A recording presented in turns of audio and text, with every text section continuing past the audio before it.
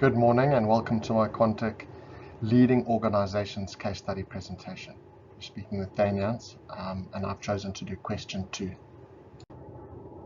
With only 10 minutes allowed, I'll briefly discuss on the good, the bad, and the very ugly from Away Travel's leadership journey with Steph Corey, using examples from the case study, and then discussing what leadership styles would have been more appropriate and the impact those would have had on the company's success.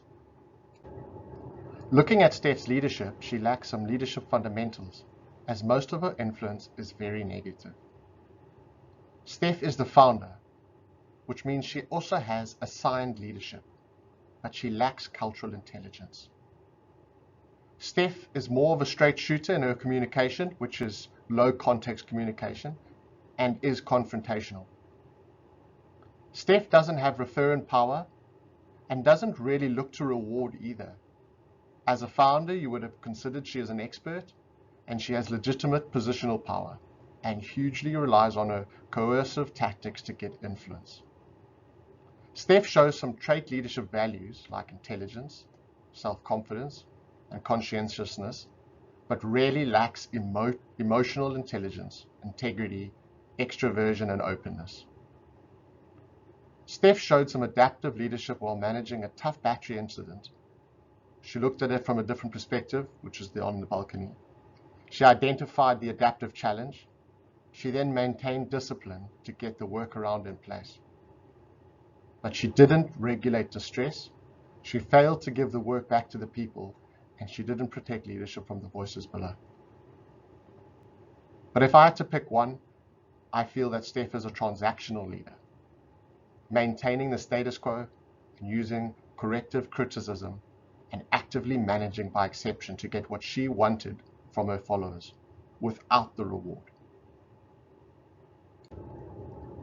Looking at research and articles as well as the Quantic notes, bad leadership has a number of traits.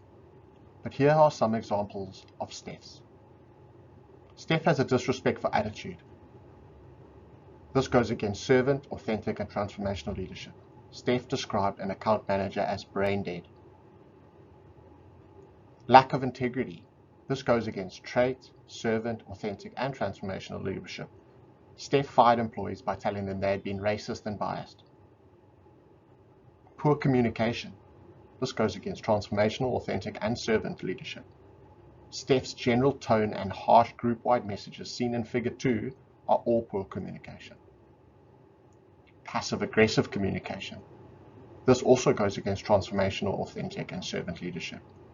Steph advised employees, if you choose to utilize your empowerment to leave our customers hanging, you will have convinced me that this group doesn't embody Away's core values.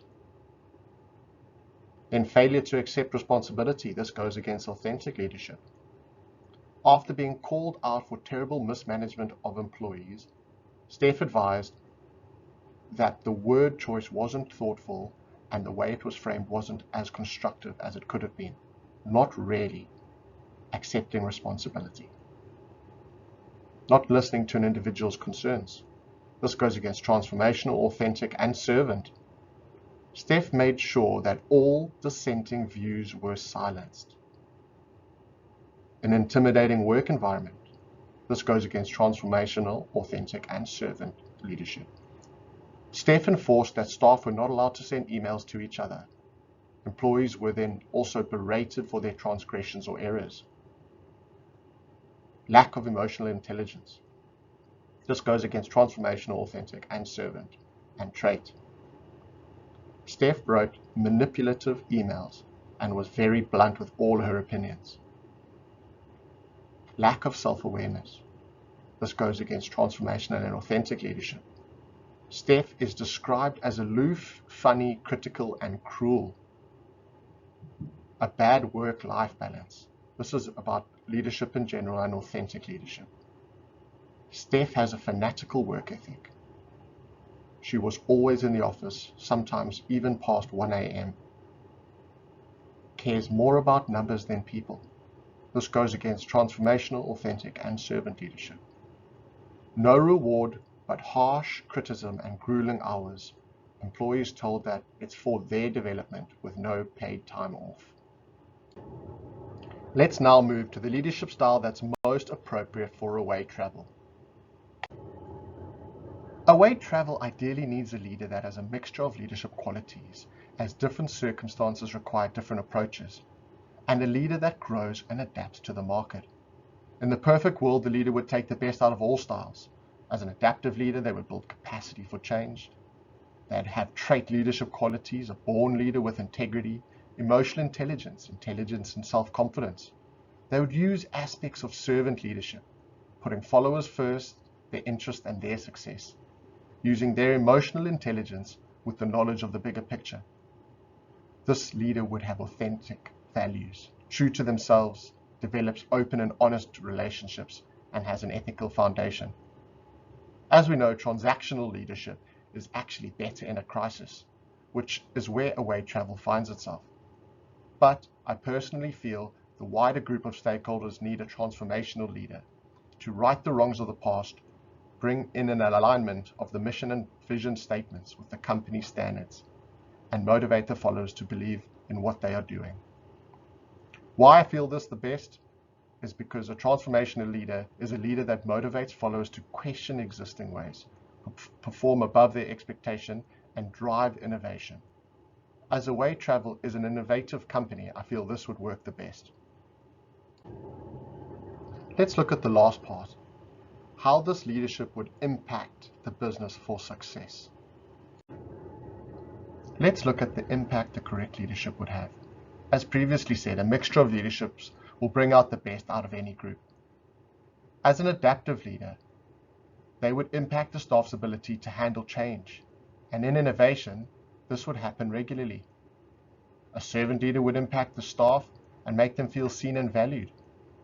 An authentic leader, true to their word, would impact the staff as they are looked up to and they lead by example.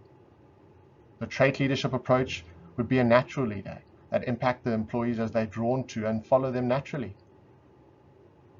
But as chosen, the transformational leader, they motivate employees to question old ways of doing things, get employees to perform above their expectation, and they drive innovation. This leader inspires the staff to promote the company's well-being above their own self-interests. This leader attends to the motives and the needs of the staff, helping them reach their full potential, which transforms the company in the process. Let's have a look at my final leadership thoughts. Effective leadership requires the ability to circumnavigate ambiguity, maintain a tactical outlook, and manage conflict practically. Being a leader, you have to acknowledge the history, the diverse perspectives and experiences of the employees around you, which alter your final decisions. I feel that incredible leadership takes in the available information, initial gut instincts, while adapting those to the situational circumstances. Overall, improving leadership requires a commitment to ongoing development and a willingness to embrace new approaches and perspectives. As an old coach used to say to me, you can't blanket everyone with the same approach. Everyone is different and requires something different. Thank you. Please see the references from the articles I've used as well as the references from the pictures. Thank you very much for your time. I hope you have a great week.